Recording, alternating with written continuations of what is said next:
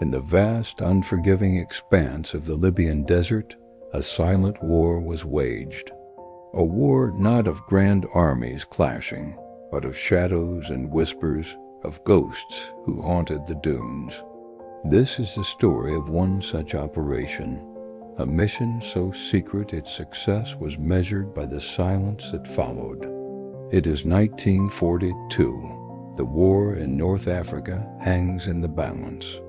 Rommel's Afrika Korps is a formidable force supplied by a network of hidden arteries deep within the desert. Allied High Command knows that to cut the head of the snake, they must first starve the beast. Intelligence pieced together from radio intercepts and daring aerial reconnaissance points to a ghost airfield, a secret Luftwaffe refueling point codenamed Al-Masila, the Mirage. It is from here that German long-range bombers strike at Allied supply lines, seemingly from nowhere. The task of finding and destroying this Mirage falls to the one unit uniquely suited for the impossible, the Long-Range Desert Group, the LRDG. They were not soldiers in the traditional sense. They were a brotherhood forged in the crucible of the desert explorers, archaeologists, and farmers who knew the sands better than the streets of London.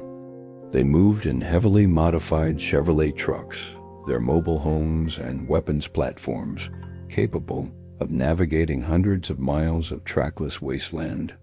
For this mission, a small patrol, designated T1, is selected, led by the quiet and resolute Captain Davies, a man whose features seemed carved from the desert rock itself. The team consists of just 12 men. Each is a specialist, a navigator who can chart a course by the stars, a radio operator fluent in the language of Morse code, a demolitions expert who thinks in terms of plastic explosive and timers, and battle-hardened troopers who can disappear into the sand at a moment's notice.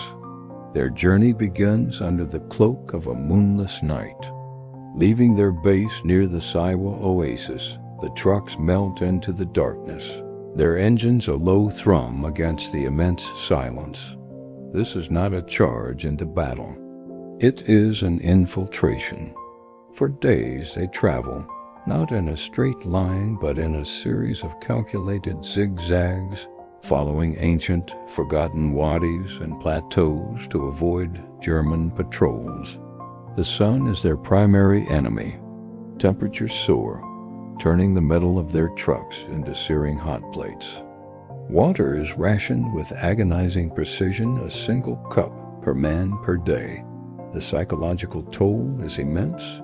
The landscape is a hypnotic, repeating pattern of sand and sky, a void that can swallow a man's sanity. At night, the cold is just as brutal, seeping into their bones. They communicate in hushed tones, the camaraderie of shared hardship their only comfort. Their navigator, a young corporal named Harris, is the linchpin. Using a sun compass and a theodolite, he plots their course with painstaking accuracy. A single miscalculation could leave them stranded, lost to the desert forever. The radio operator, perched in the back of his truck, listens constantly, his headset a lifeline and a source of dread. He copies down coded messages, strings of numbers that, once deciphered using their one-time pads, reveal fragments of enemy movements. After 12 days of this grueling advance, they reach the target area. From a high escarpment, through powerful binoculars, they finally see it. Al-Masila. It's exactly as intelligence described. A flattened strip of desert, almost indistinguishable from its surroundings. But the signs are their fuel barrels stacked under camouflage netting, a handful of tents, and the ultimate prize, 3 Ru-52 transport planes, the workhorses of the Luftwaffe, resting on the sand. There is also a small detachment of German soldiers, relaxed, confident in their isolation. The plan is one of audacious simplicity. They will wait for the next new moon, 2 nights away. Under the deepest darkness, Davies and a small team of 4, including the demolition expert, will advance on foot. They will carry only what is necessary: silenced pistols, fighting knives, and bags filled with loose bombs, sticky, timed incendiaries. The final hours are the most tense. The men check their equipment, the soft clicks and snaps of metal echoing the pounding in their chests.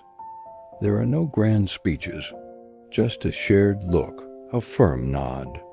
Davies gives the signal, and the 5 men slip away from the relative safety of their trucks, becoming phantoms in the night. The 2-mile approach is a masterclass in stealth. They move from shadow to shadow, freezing at the slightest sound: the distant cry of a desert fox, the crunch of a guard's boot on gravel.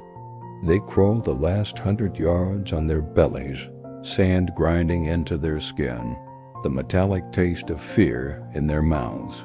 They reach the perimeter. 2 men silently neutralize a lone sentry. Now the clock is ticking. The team splits up. Davies and another trooper head for the fuel dump, while the demolitions expert, Sergeant Miller, moves towards the aircraft. With practiced efficiency, Miller slaps the sticky bombs onto the fuselages and engines of the U-52s, setting the short timers. At the fuel dump, Davies' team places their charges among the barrels. Their work done, they retreat as silently as they came, melting back into the desert.